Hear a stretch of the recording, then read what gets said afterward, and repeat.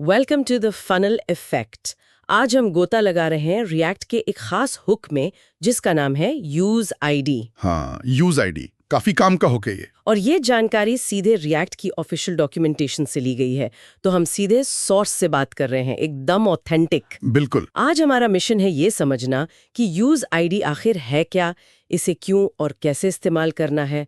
Web accessibility यानी सबके लिए वेब को आसान बनाने में इसका क्या योगदान है और कौन सी बातें हैं जिनका हमें खास ध्यान रखना चाहिए। सही। कभी सोचा है जब एक ही कंपोनेंट जैसे कोई साइन अप फॉर्म का हिस्सा पेज पर कई बार इस्तेमाल होता है, तो हर बार उसके अंदर के एलिमेंट्स के लिए यूनिक आईडी कैसे बनती होगी। हाँ, ये एक आम प्रॉब्लम है रिएक्ट डेवलपमेंट में। यहीं पर यूज आईडी तस्वीर में आता है। चलिए इस गुत्थी को सुलझाते हैं। तो शुरुआत करते हैं बिल्कुल बेसिक सवाल से, यूज आईडी है क्या आखिर। बिल्कुल, जैसा कि नाम से ही थोड़ा इशारा मिलता है, यूज आईडी रिएक्ट का एक बिल्ट इन हुक है। इसका मुख्य उद्देश्य है यूनिक आईडी स्ट्रिंग्स जनरेट करना। Unique IDs. हाँ, जब भी आप इसे अपने कंपोनेंट में कॉल करते हैं, रिएक्ट आपको एक ऐसी आईडी देता है जो स्टेबल रहती है, मतलब री-रेंडर्स पर बदलती नहीं और उस कंपोनेंट इंस्टेंस के लिए यूनिक होती है। ओके। और इन यूनिक आईडीज की जरूरत क्यों पड़ती है, मतलब कहाँ काम आती हैं ये। देखिए, इसकी सबसे बड़ी वजह है एक्सेसिबिलिटी। HTML में कई एट्रीब्यूट्स होते हैं जो एलिमेंट्स को आपस में लिंक करने के काम आते हैं। जैसे एक बहुत कॉमन है area described bye. Area described bye, हाँ सुना है। ये एट्रीब्यूट बताता है कि किसी एलिमेंट, मान लीजिए एक इनपुट फील्ड का डिस्क्रिप्शन कहाँ लिखा है, जैसे कि किसी पैराग्राफ में। स्टैंडर्ड HTML में हम क्या करते हैं, मैनुअली आईडी लिख देते हैं। हाँ, जैसे input area described bye equals hint और नीचे p id इक्वल्स हिंट। बिल्कुल, लेकिन रिएक्ट में जहां कंपोनेंट्स रीयूज होते हैं, ये मैनुअल तरीका फेल हो जाता है। सोचिए अगर वही कंपोनेंट 2 बार रेंडर हुआ तो आईडी डुप्लीकेट हो जाएगी। एग्जैक्टली जो ना सिर्फ HTML स्टैंडर्ड के खिलाफ है, बल्कि स्क्रीन रीडर्स जैसी असिस्टिव टेक्नोलॉजीज के लिए भी भारी कंफ्यूजन पैदा कर सकती है। उन्हें समझ नहीं आएगा कौन सा डिस्क्रिप्शन किस इनपुट के लिए है। अच्छा, तो ये डुप्लीकेशन वाली प्रॉब्लम सॉल्व करता है, तो फिर इसे इस्तेमाल कैसे करते हैं कोड में, क्या मुश्किल है। नहीं, इस्तेमाल करना काफी सीधा है। आपको यूज आईडी को अपने फंक्शनल कंपोनेंट या कस्टम हुक के एकदम टॉप लेवल पर कॉल करना होता है। टॉप लेवल मतलब फंक्शन बॉडी की शुरुआत में ही, किसी लूप या कंडीशनल ब्लॉक, इफ स्टेटमेंट के अंदर नहीं। हुक्स के रूल्स यहां भी लागू होते हैं। सिंटैक्स बहुत सिंपल है, const generated ID is equals to use ID, बस। ओके, चलिए एक उदाहरण से समझते हैं। मान लीजिए हम एक पासवर्ड फील्ड कंपोनेंट बना रहे हैं। इसमें एक इनपुट फील्ड है पासवर्ड के लिए और उसके नीचे पासवर्ड रिक्वायरमेंट्स बताने वाला एक छोटा सा डिस्क्रिप्शन है। परफेक्ट एग्जांपल है। तो इस पासवर्ड फील्ड कंपोनेंट के अंदर सबसे पहले टॉप पर हम यूज आईडी कॉल करेंगे। Const hint ID is equals to use ID. ठीक है, हिंट आईडी मिल गया। अब इस हिंट आईडी को हम 2 जगह इस्तेमाल करेंगे। पहला, इनपुट फील्ड के आर्या डिस्क्राइब्ड बाय एट्रीब्यूट में input type equals to password aria described by hint ID. Okay. और दूसरा जो डिस्क्रिप्शन वाला पैराग्राफ है उसके आईडी एट्रीब्यूट में p id equals to hint ID, password must be released 8 characters long p। अच्छा, तो आर्या डिस्क्राइब बाय में आईडी डाली और उसी आईडी को डिस्क्रिप्शन वाले p टैग के आईडी में डाल दिया। इससे हुआ क्या? इससे असिस्टिव टेक्नोलॉजीज जैसे स्क्रीन रीडर्स को साफ पता चल जाता है कि ये वाला पैराग्राफ इस स्पेसिफिक पासवर्ड इनपुट फील्ड को डिस्क्राइब कर रहा है। अब सोचिए वो सिचुएशन जहां यही पासवर्ड फील्ड कंपोनेंट पेज पर 2 बार इस्तेमाल हो रहा है। मान लीजिए एक नए पासवर्ड के लिए और एक कंफर्म पासवर्ड फील्ड के लिए। हाँ, कॉमन सिनेरियो है हाँ, तो। अगर हमने आईडी हार्डकोड की होती, जैसे पासवर्ड हिंट, तो दोनों इनपुट फील्ड्स का डिस्क्रिप्शन एक ही आईडी वाले पैराग्राफ से लिंक हो जाता, जो बिल्कुल गलत होता। हाँ, कंफ्यूजन हो जाता है। लेकिन यूज आईडी के साथ यूज आईडी के साथ रिएक्ट हर पासवर्ड फील्ड इंस्टेंस के लिए एक अलग यूनिक हिंट आईडी जनरेट करेगा। हो सकता है पहले के लिए .r1 जैसा कुछ हो और दूसरे के लिए .r2 जैसा कुछ। ये फॉर्मेट रिएक्ट का इंटरनल है, पर कॉन्सेप्ट समझिए। मतलब हर इंस्टेंस को अपनी यूनिक आईडी मिली। बिल्कुल। नतीजा ये होगा कि हर इनपुट फील्ड अपने सही डिस्क्रिप्शन से जुड़ेगा, कोई आईडी क्लैश नहीं होगा और एक्सेसिबिलिटी बनी रहेगी।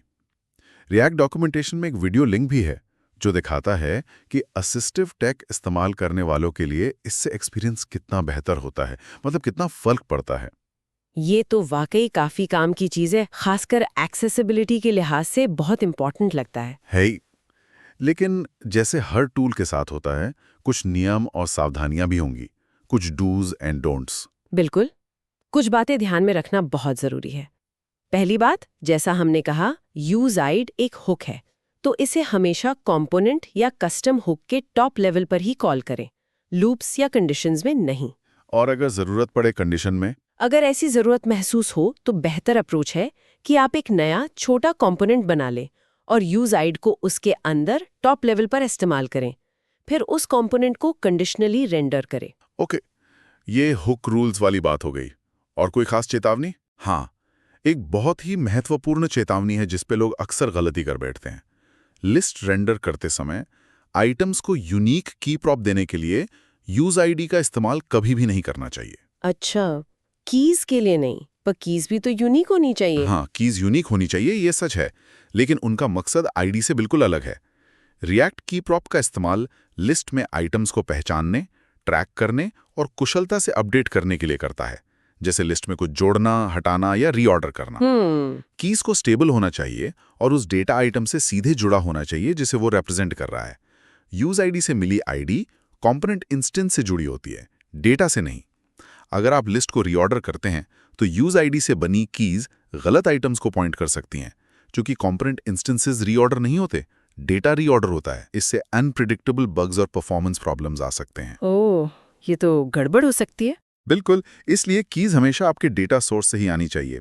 जैसे डेटा में कोई यूनिक आईडी हो, user.id, product.sku, या अगर वो नहीं है तो इंडेक्स को लास्ट रिजॉर्ट की तरह इस्तेमाल करें, पर यूज आईडी बिल्कुल नहीं। ये बात गांठ बांधने वाली है। कीज डेटा से, आईडीज आर्या वगैरह के लिए यूज आईडी से। एक और पॉइंट था शायद डॉक्यूमेंटेशन में, एसिंक सर्वर कंपोनेंट्स में इसका इस्तेमाल अभी पॉसिबल नहीं है। सही, फिलहाल ये लिमिटेशन है। इसे सिंक कंपोनेंट्स और क्लाइंट कंपोनेंट्स में ही इस्तेमाल कर सकते हैं। ठीक है। अच्छा, अब आते हैं एक और अहम मुद्दे पर, सर्वर रेंडरिंग यानी एसएसआर। आजकल परफॉर्मेंस और एसईओ के लिए एसएसआर काफी पॉपुलर है। यूज आईडी का इसमें क्या रोल है?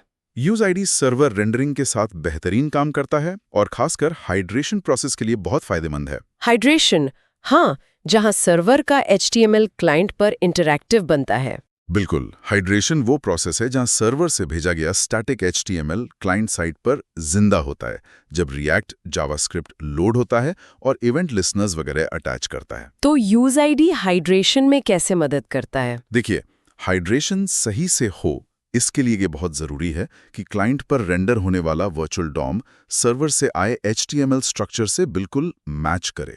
आईडीज इसमें एक अहम रोल निभाती हैं। यूज आईडी ये सुनिश्चित करने में मदद करता है कि सर्वर और क्लाइंट दोनों जगह सेम कंपोनेंट के लिए सेम आईडी जनरेट हो। लेकिन यहाँ एक शर्त भी है ना? शायद डॉक्यूमेंटेशन में मेंशन्स था। हाँ, एक बहुत बड़ी शर्त है और ये क्रिटिकल है। यूज आईडी की ये कंसिस्टेंसी, यानी सर्वर और क्लाइंट पर सेम आईडी जनरेट होना, तभी बनी रहती है जब सर्वर पर रेंडर हुआ कंपोनेंट ट्री और क्लाइंट पर रेंडर होने वाला कंपोनेंट ट्री का स्ट्रक्चर एग्जैक्टली सेम हो। एग्जैक्टली सेम मतलब कंपोनेंट्स का नेस्टिंग, क्रम, सब कुछ एक जैसा होना चाहिए। अगर स्ट्रक्चर में जरा भी फर्क हुआ, मान लीजिए क्लाइंट पर कोई कंपोनेंट कंडीशनली रेंडर हुआ जो सर्वर पर नहीं हुआ था, या वाइस वर्सा, तो आईडीज मिसमैच हो सकती हैं और हाइड्रेशन टूट सकता है या गलत व्यवहार कर सकता है। ये ध्यान रखना होगा।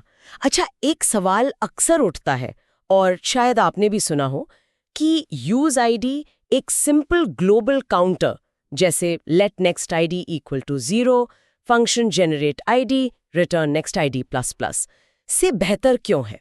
काउंटर भी तो यूनिक आईडी दे सकता है।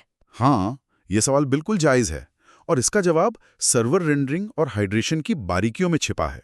सोचिए, सर्वर ने HTML जनरेट किया। मान लीजिए उसने काउंटर इस्तेमाल किया, तो आईडीज एक क्रम में लग गई, ID1, ID2, ID3 वगैरह। ठीक है। अब क्लाइंट पर रिएक्ट लोड होता है और हाइड्रेशन शुरू करता है।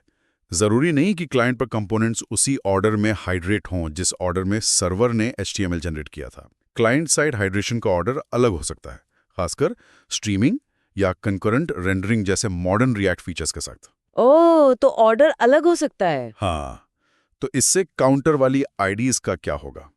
अगर हाइड्रेशन का ऑर्डर अलग हुआ तो क्लाइंट पर काउंटर की वैल्यू सर्वर वाले ऑर्डर से मिसमैच कर जाएगी। क्लाइंट शायद आईडी 1 एक्सपेक्ट कर रहा हो जहां सर्वर ने आईडी 2 भेजा था, या उल्टा। तो आईडी मिसमैच हो गई। हाँ, और आईडी मिसमैच हुई तो रिएक्ट समझेगा कि सर्वर का एचटीएमएल गलत है। वो उसे डिस्कार्ड करके क्लाइंट साइड पे सब कुछ दोबारा रेंडर करने की कोशिश कर सकता है, जिससे एसएसआर का परफॉर्मेंस बेनिफिट खत्म हो जाएगा, या फिर हाइड्रेशन एरर्स आ सकते हैं। समझ गया। और यूज आईडी इस प्रॉब्लम को कैसे सॉल्व करता है? यूआईडी आईडी जनरेट करने के लिए कंपोनेंट के स्ट्रक्चर में उसकी पोजीशन यानी उसके पेरेंट पाथ पर निर्भर करता है। इसे आप कंपोनेंट का एक तरह का यूनिक एड्रेस समझ सकते हैं एप्लीकेशन की कंपोनेंट ट्री में। अच्छा, पाथ बेस्ड है ये। हाँ, तो अगर सर्वर और क्लाइंट पर कंपोनेंट ट्री का स्ट्रक्चर सेम है, जो कि हाइड्रेशन के लिए वैसे भी जरूरी है, तो भले ही रेंडरिंग या हाइड्रेशन का ऑर्डर कुछ भी हो, हर कंपोनेंट का एड्रेस पेरेंट पाथ सेम रहेगा। इसलिए यूज आईडी से जनरेट हुई आईडी भी सर्वर और क्लाइंट पर कंसिस्टेंटली सेम रहेगी। ये हाइड्रेशन को बहुत रिलायबल बनाता है, जो यूज आईडी का एक बहुत बड़ा एडवांटेज है सिंपल काउंटर के मुकाबले। ये वाकई एक बहुत क्लेवर सोल्यूशन है सर्वर रेंडरिंग की चुनौतियों के लिए। अच्छा, अब कुछ एडवांस्ड यूजेज सिनेरियोज देखते हैं। मान लीजिए एक फॉर्म है जिसमें फर्स्ट नेम और लास्ट नेम के लिए लेबल और इनपुट फील्ड है। हमें लेबल को उसके करस्पॉन्डिंग इनपुट से HTML और ID के जरिए लिंक करना है। तो क्या हमें 4 एलिमेंट्स के लिए 4 बार यूज आईडी कॉल करना पड़ेगा? लेबल के लिए अलग, इनपुट के लिए अलग? नहीं नहीं, उसकी ज़रूरत नहीं है, और वो शायद थोड़ा रिपीटिटिव भी हो जाएगा। एक बेहतर तरीका है, आप कंपोनेंट के टॉप पर सिर्फ एक बार यूज आईडी कॉल करके एक बेस आईडी या कह लीजिए एक प्रीफिक्स जनरेट कर सकते हैं, जैसे const base ID equals to use ID. Okay, एक बेस आईडी आ गया। और फिर इस बेस आईडी का इस्तेमाल कैसे करेंगे? आप इस बेस आईडी में सफिक्स जोड़कर रिलेटेड एलिमेंट्स के लिए आईडीज बना सकते हैं, स्ट्रिंग इंटरपोलेशन का इस्तेमाल करके। जैसे फर्स्ट नेम के लेबल के लिए आप HTML में देंगे /base id /first name, और फर्स्ट नेम इनपुट के आईडी में भी देंगे /base id /first name। अच्छा, इसी तरह लास्ट नेम के लेबल के लिए for HTML होगा /base id -last name, और लास्ट नेम इनपुट का आईडी होगा /base id -last name। समझ गई। तो एक यूज आईडी कॉल से काम चल गया। इसका फायदा क्या है? फायदा यह है कि इससे कोड साफ रहता है। आपको हर छोटे एलिमेंट के लिए अलग से यूज आईडी कॉल नहीं करना पड़ता, और यह भी साफ पता चलता है कि ये आईडीज आपस में रिलेटेड हैं, एक ही ग्रुप का हिस्सा हैं। लॉजिक क्लियर रहता है, रीडेबिलिटी बढ़ती है। हाँ, ये ज़्यादा एलिगेंट तरीका लग रहा है। अच्छा, एक और सिनेरियो लेते हैं। सोचिए एक ही वेब पेज पर 2 या ज़्यादा बिल्कुल अलग रिएक्ट एप्लीकेशंस चल रही हैं।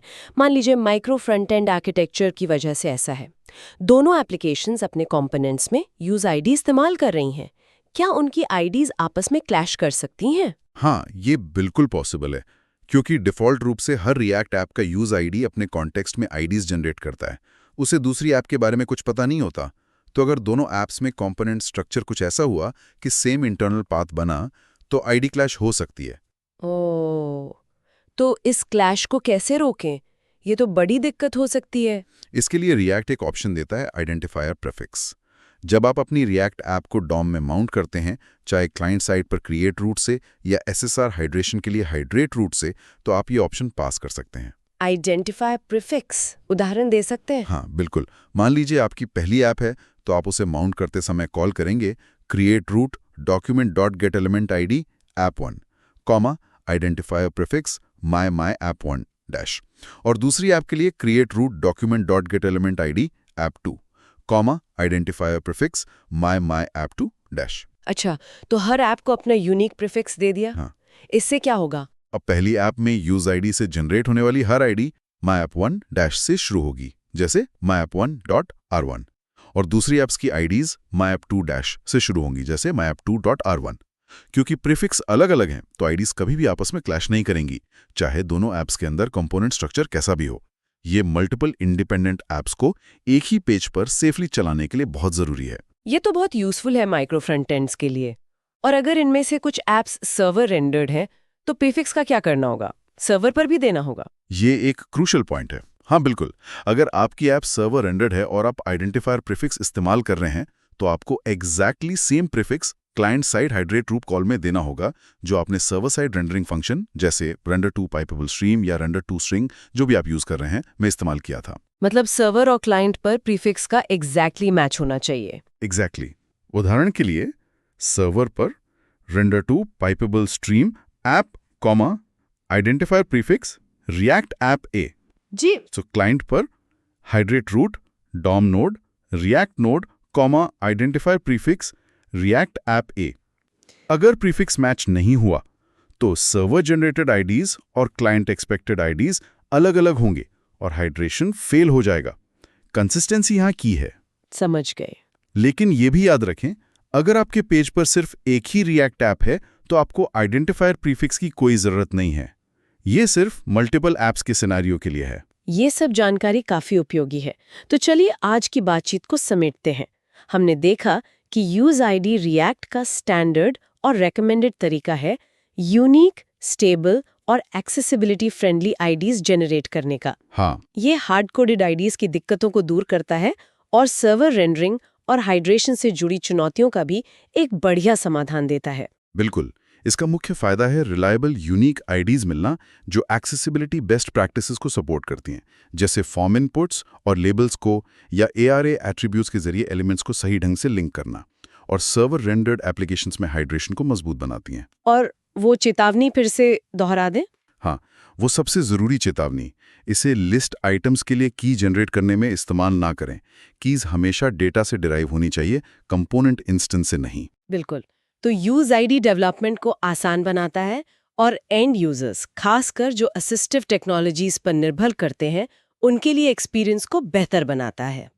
अब जाते जाते एक सवाल आपके सोचने के लिए छोड़ जाते हैं। हमने समझा कि यूज आईडी जनरेट करने के लिए कंपोनेंट ट्री के स्ट्रक्चर यानी कंपोनेंट के एड्रेस पर निर्भर करता है। तो सोचिए, किसी बड़े एप्लीकेशन में जब बड़े पैमाने पर कोड रिफैक्टरिंग होती है, कंपोनेंट्स को एक जगह से दूसरी जगह मूव किया जाता है या ट्री के अंदर गहरे कंडीशनल रेंडरिंग का इस्तेमाल होता है, तो इसका इन जनरेटेड आईडीज की स्टेबिलिटी पर क्या असर पड़ सकता है? क्या यूज आईडी से बनी एक्सेसिबिलिटी लिंक्स जैसे एरिया डिस्क्राइब्ड बाय टूट सकती है? और क्या डेवलपर्स के पास ऐसी स्ट्रैटेजीज होनी चाहिए जिनसे रिफैक्टरिंग के दौरान भी ये लिंक्स बरकरार रहें? इस पर विचार जरूर कीजिएगा। Thank you for watching the funnel effect.